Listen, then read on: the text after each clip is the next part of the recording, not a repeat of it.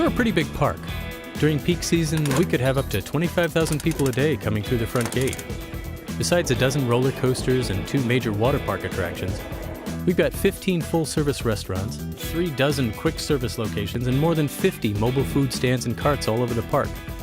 In a typical season, we'll go through almost 200,000 pounds of hamburger and 100 miles of hot dogs laid end to end. We cook up a lot more than just hot dogs and hamburgers, because we cater to kids from all ages.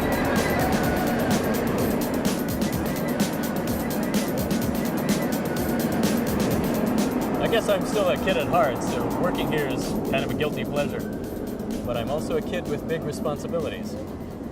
And because of all our venues and high volume, we've got a huge job cut out for us when it comes to food safety. Our first line of defense is both the most basic and the most critical. What I'm talking about here is personal hygiene. Why is it important? Because employees can contaminate food so easily, it's scary. There's a lot of ways they can do it, but it often happens when they transfer harmful microorganisms to the food they touch. And a lot of the time, these microorganisms, which can cause an illness, can come from the employees themselves. Employees can contaminate food when they either have a foodborne illness or they've been around someone who has one. If the employee is vomiting, has diarrhea or jaundice, the yellowing of the eyes or skin, or if they've got uncovered infected cuts on their hands or arms, there's a good chance they'll pass along the contamination. There's also a risk of contamination if they've touched anything that can contaminate their hands. And then who knows how many times we overlook employees who might be carrying foodborne pathogens, especially someone who looks like they're healthy. With some illnesses, like hepatitis A, a person is most infectious several weeks before symptoms even appear. With others, the pathogens can remain in a person's system for months after all signs of infection have ended. Then there's people who carry pathogens but don't become ill themselves. But guess what? They can still infect coworkers and customers by transferring pathogens to the food they handle. People do things that can spread pathogens without knowing it. To keep from causing a foodborne illness, you should pay close attention to what you do with your hands. That means you should avoid scratching your scalp or running your fingers through your hair. You also shouldn't rub your ears or touch pimples or infected wounds. And don't wipe or touch your nose or cough or sneeze into your hand. You should also avoid certain actions to prevent the spread of pathogens. That includes wearing a dirty uniform and spitting in the operation. You can minimize the chances of this happening by establishing a personal hygiene program for your operation that spells out specific hygiene policies. Once the policies are in place, you need to enforce them, and that means training your employees to adopt the right practices. Here's what you have to make sure your employees know and do. They have to know how to wash their hands properly and when it's required. They have to know how to take care of their hands and how to use gloves properly. They must also know what they can and can't wear when handling food. And they must understand your policies about smoking, eating, drinking, and chewing gum and tobacco. Lastly, your employees should recognize the importance of reporting any illness or injury before they begin working. Of all the behaviors I just mentioned, proper hand washing is without a doubt the most critical. Just imagine what could happen as a result of hands that haven't been washed properly or when necessary. Let's suppose an employee at one of our locations doesn't know he has hepatitis A, and he just returned to the kitchen after using the restroom, and he didn't wash his hands. He heads over to the sandwich making station to assemble some hamburgers for a children's birthday party going on out front. And he's asked to help out by putting the finishing touches on the birthday cake.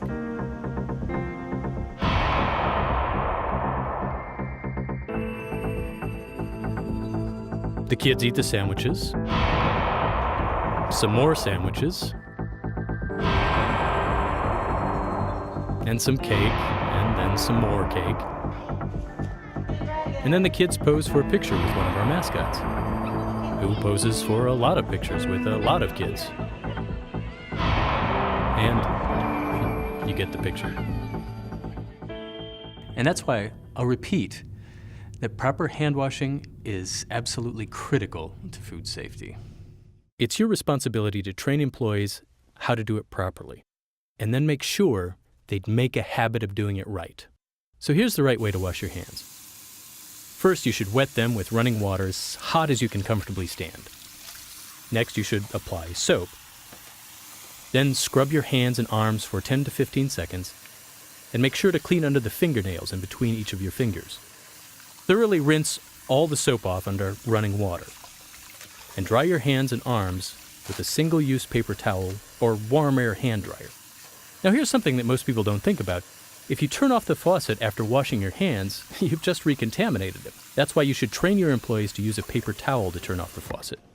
And the same goes for touching the restroom door. If you're washing your hands in a restroom, use a paper towel to open it. So that's how the whole hand washing process needs to go to do the job right. Now here's when everyone's required to do it. Employees have to wash their hands on site before they start work for the day. They should also do it after using the restroom, after touching their hair, face, or body, after sneezing, coughing, or using a tissue. And here's something that surprises most people. You have to wash your hands after smoking, eating, drinking, or chewing gum or tobacco. You should also do it after handling chemicals that might affect the safety of food. Obviously, you do it after taking out the garbage, and after clearing tables or bussing dirty dishes.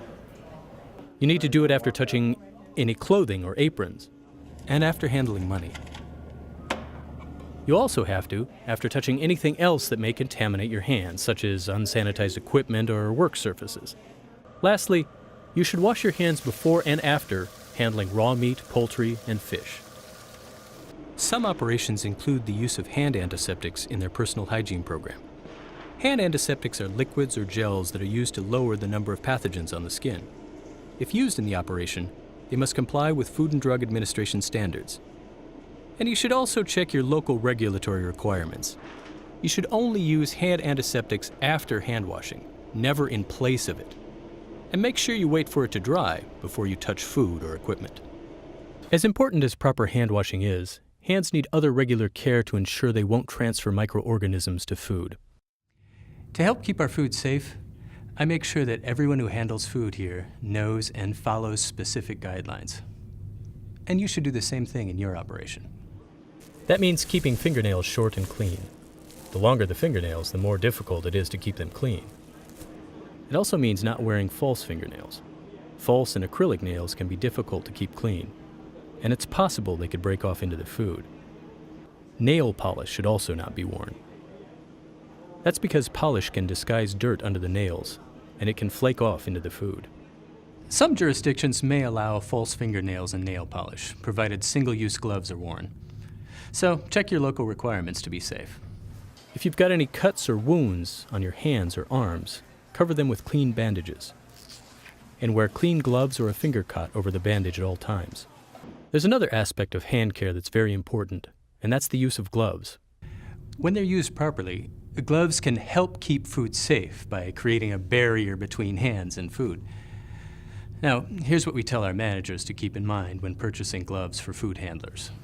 You should only buy disposable gloves that are specifically designed for handling food, and they must never be washed and reused.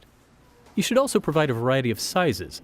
Gloves that are too big will not stay on the hand, and those that are too small will tear or rip easily. You should also make sure that gloves are never used in place of hand washing. Hands must be washed before putting gloves on and when changing to a new pair. When should you change gloves? As soon as they become soiled or torn, and before beginning a different task. You should also make a point of changing them at least every 4 hours during continual use, and more often when necessary. It's also critical to change gloves after handling raw meat and before handling cooked or ready-to-eat food. This is non-negotiable. If your area allows bare hand contact with ready-to-eat food, you must have policies for employee health and train employees in hand washing and personal hygiene practices. Check your local regulatory requirements. Okay, that covers hand care. Now let's talk about overall personal cleanliness. My managers know that everyone who works for them should shower or bathe before coming to work. The same goes for your people. And they should take particular care to clean their hair, since oily, dirty hair can harbor pathogens. Since what your employees wear can affect the safety of the food you serve, you have to make sure they observe your dress standards. Generally speaking, they should wear a clean hat or other hair restraint. It'll keep hair away from food and keep the food handler from touching it. Employees should wear clean clothing. Dirty clothes may carry pathogens and can give customers a bad impression of your operation. And if your employee wears an apron, it should be removed when leaving food preparation areas, especially when leaving to use the restroom or to handle trash. Your employee should also remove jewelry from their hands and arms before preparing food and working around food preparation areas. This includes watches, bracelets, and rings. The only exception is a ring with a plain band. You also need to have policies regarding smoking, eating, drinking, chewing gum or tobacco. In the process of doing any of those things, saliva can be transferred to the employee's hands or directly to food or food contact surfaces being handled. For that very good reason, employees must not smoke, chew gum or tobacco, or eat or drink when preparing or serving food. Nor should they do any of those things in areas used to clean utensils and equipment. Some jurisdictions allow employees to drink in these areas, provided they use a covered container with a straw, like Willie's here. Check your local requirements to be safe. Now, your food safety policies also need to address the health of the people who work for you. We tell all our managers to encourage their employees to report health problems before starting work. If they become ill during the course of the workday, they must immediately report their condition. There are several instances where you'll need to restrict a food handler from working with or around food, or exclude them from working within the establishment. If the food handler has a sore throat with a fever, you cannot allow them to work with or around food. And if your establishment primarily serves a high-risk population, such as seniors in a nursing home, that employee should be excluded from the establishment. If you have a food handler who's vomiting or is suffering from diarrhea as a result of an infectious illness, the employee must be excluded from the establishment. We don't allow any employee to return to work unless he or she has been symptom-free for 24 hours, and neither should you. But if they have a written release from a medical practitioner allowing their return to work, they should be permitted to do so. Now, if an employee has jaundice, they have to be excluded from the establishment, and they should not be allowed to return to work unless they have a written release from a medical practitioner. If a food handler has been diagnosed with a foodborne illness caused by Salmonella typhi, Shigella, Shiga toxin-producing E. coli, hepatitis A virus, or norovirus, that employee has to be excluded from the premises. And you have to notify the local regulatory agency. Before they can return to work, they have to be cleared by the local regulatory agency and/or the employee's medical practitioner. Practicing good, basic personal hygiene is both fundamental and critical to the prevention of foodborne illness. To keep your food, your customers, and your business safe, your employees have to do more than learn about your policies. They need to fully understand them, they need to take them to heart, and they have to put them into practice. Proper personal hygiene needs to become part of everyone's routine, and making sure that happens has to be part of your routine. Never take your eye off the ball when it comes to paying attention to detail, and never relax your standards. You just can't afford to.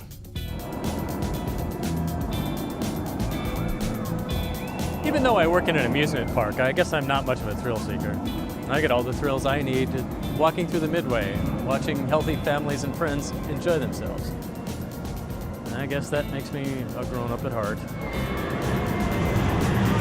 Nah.